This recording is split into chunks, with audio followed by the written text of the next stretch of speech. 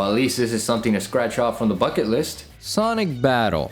Okay, now why am I taking an interest in this game of all things? In an era where we have a catalog of great fighting games at our disposal already, a lot being my personal favorites like Tekken 8 and Street Fighter 6, it feels weird to suddenly jump into the Game Boy Advance again and play this all of a sudden. I mean, we had Evo a few months back.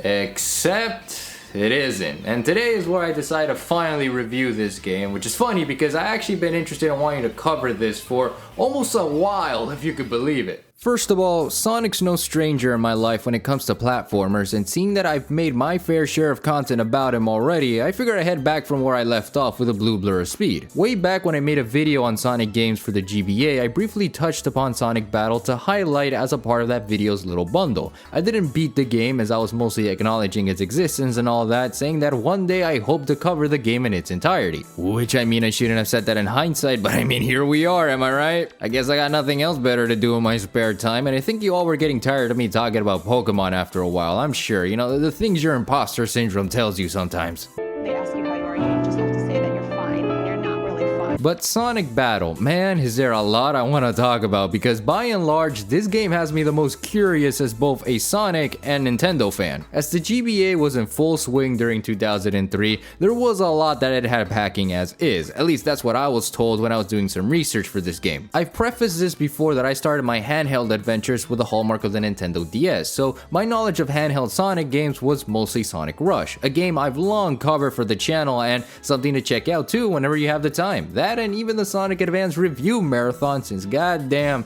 these games were sure a blast. But again, looking back on the GBA for a moment, you can't deny that Nintendo was packing some serious heat. By this point, you had games like Mario and Luigi Superstar Saga, the West's first proper Fire Emblem game, goddamn, as well as Mega Man thriving with both the Battle Network and Zero series, with already having sequels at this point. And I guess Sonic wanted some of that GBA spotlight for himself too, the selfish blue prick. And so, with the success of both Sonic Advance 1 and 2, and the development of a third title that would release later in 2004, Sonic Team, with the help of THQ, felt that another title would benefit Sonic's handheld experience, being none other than Sonic Battle. A 2.5D battling experience where you got Sonic and friends beating the ever-living crap out of each other while on the go. Now that sure sounds like a fun time. Yeah, it looks like Sonic was going to the fighting game arena for this one, or rather going back to it, since this isn't Sonic's first time in the genre. That title actually belongs to Sonic the Fighters, a Japanese arcade exclusive before it was localized on the Sonic Gems collection in 2004-2005 for both GameCube and PS2. I can't personally say much about this one since I grew up with the Mega collection,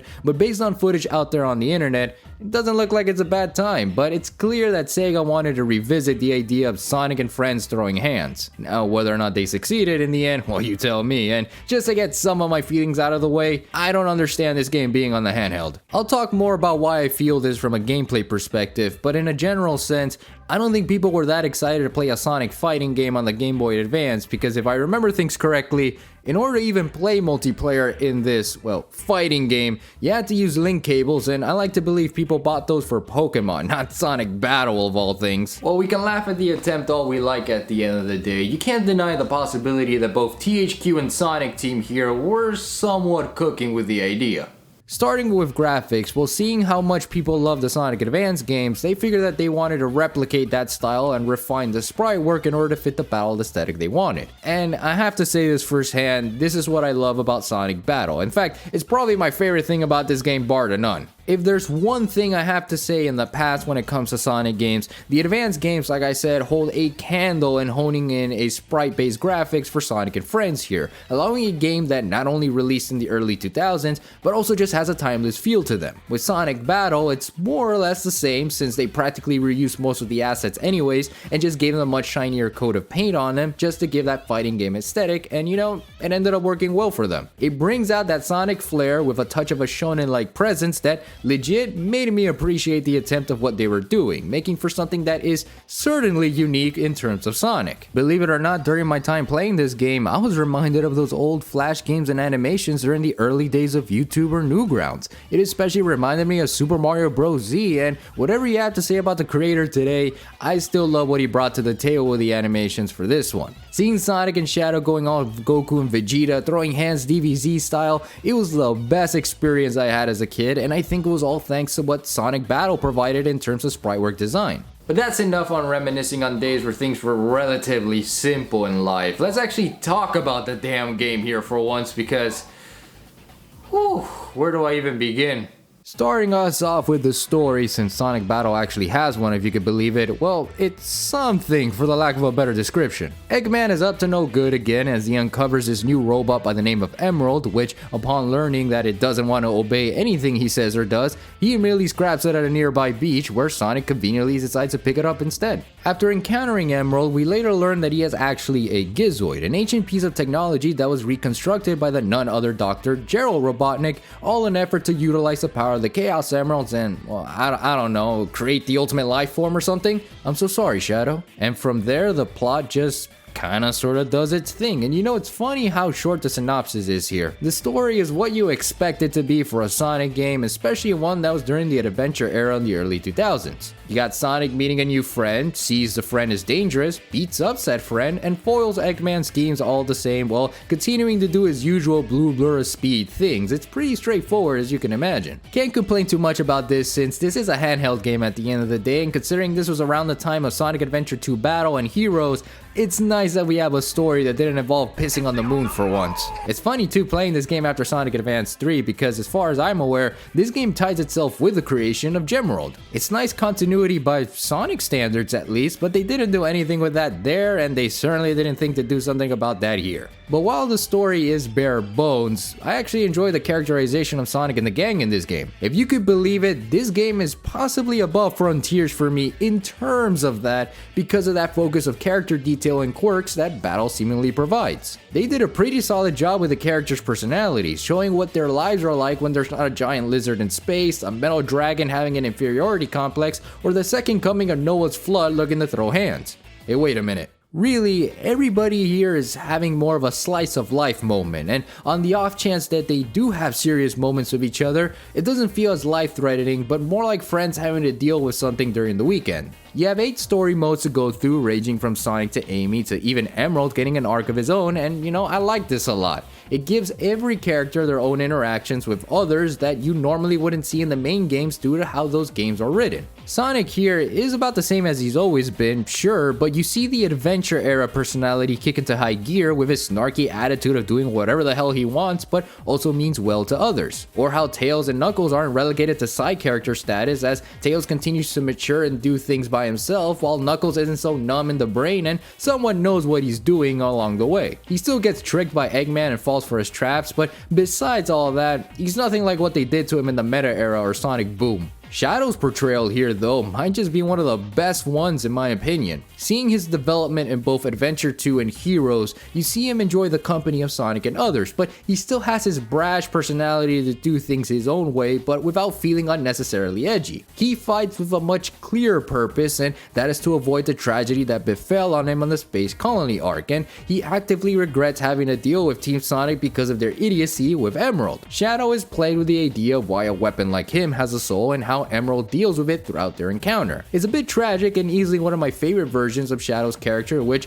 I hope in the animated specials they kinda expand upon that. The only one I can somewhat tolerate, I should stress, is Amy's characterization here. Not as independent as she was back in the adventure games, she's more of how she was back in Sonic Heroes if that makes for anything. And you know, for the context that the story gives, I can understand because it doesn't hinder much of her character development, and in a world where Frontiers gave her the best of that, I don't have to worry too much about that now in hindsight. But even after saying all that, man, I didn't like her story. Her story was dumb, as it's just one entire arc of her trying to win Sonic over by using Emerald as a means to raise a family, and I'm thinking, bitch, you're like 12! She even hallucinates Sonic earlier on in a different story because she's all about losing weight for whatever reason, and somehow we gotta fight the hallucination too, which was just both odd and funny as hell to me. Emerald here is also the center of action throughout the story, gaining more awareness as he ingests the Chaos Emerald, but also being one of the homies all the same. And whenever he gets a Chaos Emerald, his sprite work makes me laugh because it's like that Goku meme from Xenoverse 2 that has a more serious face.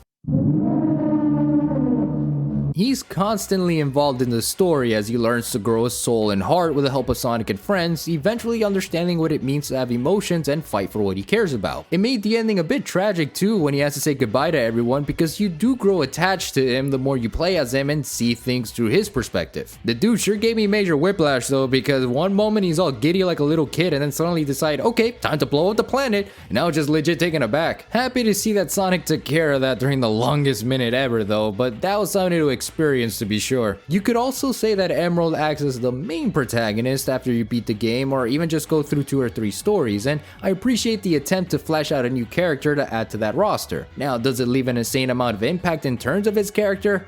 Nah, not really, but like I said, it's fun to see the intent anyways. What's not fun about his ass though is his unreliability as a fighter, which yeah, this is our segue into the gameplay portion of this game, isn't it? Listen, Emerald as a fighter is incompetent, and the reason for that is so that you level him up using these skill points that allow access to better moves. You can get these by going through the story mode as is, but the amount of skill points you earn with him is the definition of what the fuck. Sometimes you get 1, 2, maybe 5 points, I don't know, shove a Chaos Emerald up his ass and you end up getting 10. It's all over the place and not the best thing about this game on top of everything else it has going for it. I swear it's just easier to go through the training segments and either win those to gain more skill cards or get your ass beat to rack up those skill points to use the ones you already obtained, which is exactly what I did, and oh lord, I think I went too far. I get this is the intention with Emerald, but it dragged things out far more than what they need to be because you have to go out of your way to even get the most basic skills equipped. What's even worse about this sometimes is that with no warning at all, they'll have you even play as Emerald. And okay, listen guys, they didn't even know when to fucking quit. The story's idea of progression here is to have you go through 5 rounds only to then go through 10 rounds of the same repetitious bullshit that I was slowly going numb mentally. Sometimes the game will have you fight under a time limit or simply not get hit, but the majority of the damn time is to go through 15 rounds for no other reason other than, hey, let's throw hands. And look, I know you're about to say that it's because this is a fighting game, of course they're gonna have you do all this, but no other story mode that I could think of in any of those fighting games has you doing this much. No sir. The minute I started Tails' story, my mind burned out and I focused more on trying to finish the game and exploit things as much as possible, and you know what, that's exactly what I did too. I used Tails' aerial attacks because no one can do shit while being hit with them. Amy's the same thing with her swinging hammer at times, and she's somehow one of the fastest characters there, faster than Sonic if you could believe it. Rouge's axe kick is insanely unblockable in the air since no one has a freaking counter for it, and easily my most used move by far because of it. Hell, as soon as Emerald learned how to use it, I immediately gave that bastard a skill and didn't even look twice because it's so broken. Knuckles' 1-2 hit combo is strong and damn near unavoidable too, so I just defaulted to doing that in his story campaign until this stupid ass mission where I had to beat these robots in a 1v3, which is also another thing. The circumstances this game puts you in sometimes is freaking ridiculous, man. There's no balancing in this, well, fighting game, as it makes you think you're breezing on by in some stages, and in others, well, they're just jumping your ass like you stole their wallet. The sink or swim feeling is insane. I've never seen a game do this ever. The Sonic and Shadow fight in Shadow story messed me up big time because of my RNG with his CPU was already bad as it was, but these guys kept blocking my hits and my specials didn't do anything to them. Like I was getting jumped by these headshots like I owned them money or something. This was a nightmare. And the jank, god, the jank is unavoidable. The camera angles don't help you with the weird pseudo 3D layout first of all, and the hitbox into these characters have me questioning reality because there were so many moments where I know I landed that attack, I know I landed properly, and nothing happened, but suddenly the game just tears me a new one. How do you explain that? I hate this. I hate this defining feature of the game, and it sucks too because you could see it, right? That's just bullshit, and I don't like that. Now that I think about it, I gotta mention the mechanics and the moveset for the characters here too, which is weird because of how far we are into the video already. This game is getting to me. One thing to mention right off the bat, in case you couldn't tell, this isn't your traditional fighting game. This is more of a 3D arena, as evident as the footage can be at this point, where you're roaming around this pseudo 3D space with some basic platforms here and there. It's not not fun because again the camera doesn't make it fun, but it's different enough to give an idea of how bizarre these fights can be. To give some credit to the game, I like the presentation of the stages since they do give somewhat of a nice visual fidelity to the sprite work, which I should stress again is aces here. They are pretty generic looking as hell though, which to be fair, this is Fusudo 3 in a 2D handheld system, but they also stood out to me, you know, like Emerald Beach, Amy's apartment complex, and Night Babylon with a little pinball motif. Holy Summit might just be my personal favorite with the greenery, but again, generic as they can be, and I wish they try to give that Sonic aesthetic you normally see in the other games. At least give us something of what you gave us back in the advanced games instead of this generically gray looking factory or whatever this place is. Tails, are we sure this is the central lab? Why the hell is there a dinosaur fossil on the floor? For combat, you got your standard punches and kicks, no need to stress the basics here, and you even have some dash attacks at your disposal for some of that added damage to the enemy. Did Amy just throw it back? What the fuck is this game? It's a different moveset for everyone, of course, considering this should play as a fighting game, so everyone has their own abilities that work to the best of what they can handle. As I mentioned already with some of them, you will exploit their moves because of how numb you eventually will become, and some characters just have better moves overall. Sonic, Shadow, Rouge, frickin' Amy, they got the combos to pull off right because of their speed and attack power, and Sonic and Shadow were ultimately my favorites to play because I mean, look at them! They're the guys on the box art cover, and they're the definition of iconic when we go back to those Newgrounds animation and Flash games. Their movements are just fun. Amy specifically just nails it with her hammer abilities and uppers, giving a balanced moveset for those who just want to play the game. Considering how much I hated her story, it was the easier to go through because she has a moveset that is solid and functional unlike the others. Like, damn, she sure got hands. And Cream, dude, talk about the definition of a broken character. For as much as she is a pacifist, she continues to demonstrate the JoJo stand that is fucking cheese with how much combo game he pulls. You can easily hop around back and forth and just spam some of her moves while she's all giddy and not having a care for mass murder. And holy fuck, Cheese even summons a tornado. What an absolute goat. Each character also comes with their own specials, as in any other fighting game, to raise the stakes, and boy do these suck balls. You have 3 types, okay? One for ground attacks, one for projectiles, and one for aerials that you can choose as you please before even starting the fight. Sounds simple enough since it allows creativity in building a moveset, but the one that pissed me off the most was the defend option this game has. So you have this third option to defend, and what this essentially means is that whatever special attack the opponent uses, you can automatically block that special with no button inputs, charging your meter in the process. Now, if this is considered as some payback mechanic or heat for this game, I don't fucking know, but this annoyed the hell out of me during my playthrough. I swear, the CPUs must have some foresight because every time I try to mix up my moves, they either have it as a counter for their defend option, and they just straight up block even my basic combos. No, why is this even a thing? On top of that, each character has a healing and charging skill, something you can clearly see out of a Dragon Ball game. Charge that meter long enough and you can one-hit KO someone with a special attack, and even that didn't help me out either. So what happened on my end was, okay, I healed up, I charged my meter, I'm ready to attack and get that one-hit KO, but because of my shit RNG, these fuckers have the goddamn counter and then proceeded to hit me with their one-hit KO. Do you see how stupid this is? I'm really losing my mind now. And look guys, whether or not you thought I was going to have some enjoyment out of this game, I don't care, but this game was not it, fam. As a fighting game, you should learn to actually feel the weight of your controls and how they function with the environment and opponents you face. Yeah, that should be a solid fact right there. You should have a proper payback mechanic and gameplay design that works to the benefit of both players rather than just one and not the other, as you see here. This entire game just didn't feel like a fighting game. Hell, it doesn't even feel like an arena fighter either. If anything, I would rather consider this as a Sonic beat 'em up because you don't feel the sensation of what this game should be doing as a fighting game, especially with a single player campaign here. With this mentality, I think you'll enjoy the game somewhat, but for what it was actually trying to be, it falls extremely short by the end of it. And god, with a lack of multiplayer too, it just sucks because that's what a fighting game should be also, as you most likely want to play with friends than with a bunch of CPUs looking to rip you a new one. I try to find some enjoyment in the side content at least, you know, to fill up that void. There was a challenge mode for one where it's a gauntlet of stages with certain enemies at your disposal, allowing for, you know, unique rounds here and there. I caught a laugh out of this one when I started playing Shadow's challenge mode because this first stage, I kid you not, was just fighting Tails and Knuckles. And as a Sonic fan, I just love how Shadow has beef with Tails for no other reason than just cuz. I love it, and the game just reminded me of that as I now have the ability to kick Tails' ass. But again, this was not what I wanted with Sonic Battle, and it ended up being lackluster in the gameplay department. And you know what sucks about this?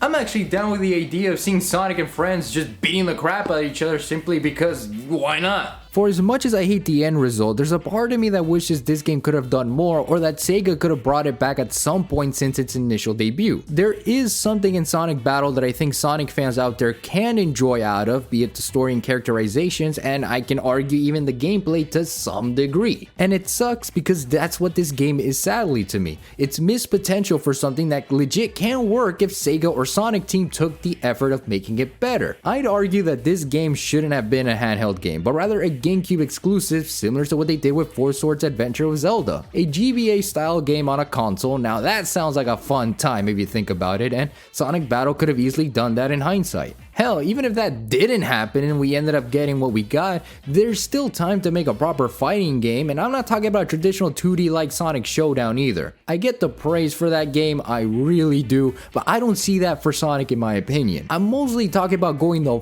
full 9 yards of a 3D arena fighter like what we saw with Dragon Ball and the Tenkaichi games, and seeing how much hype Sparking Zero has by the time I'm uploading this video, Sonic can easily do the same. Or shit, at the bare minimum, Sega, at least have Sonic Battle as a GBA Online update for the Switch with better multiplayer and the such to give some interest to the idea. Sonic Battle at the end of it is nothing more but a missed opportunity and something that seems solid enough to have some enjoyment out of, but is not as great as when you pay attention to the finer details. A proper fighting game you're not, but you know what, it's still something I think every Sonic fan should experience at some point in their lives. But I think that's enough Sonic content for today, you know, at least for a good while, because the next time I do want to cover the franchise again, it's probably going to be with the upcoming release of Sonic and Shadow Generations, which I think by the time this video uploads, I can't give an exact time frame more or less, but you know, October is just across the horizon and it could not get any faster than, you know, and all that kind of stuff. So next time I talk about Sonic, it will be with Sonic and Shadow Generations. I'm pretty excited about that. That's probably gonna be a very fun time, but you know, just to shut the doors down with this one, we're done with it here. So as always, thank you guys so much for watching. Stay safe and sexy out there. Do good into the world. Have fun and take care. I can't come up with a witty outro to end the video here. You're just gonna have to leave it for what it is.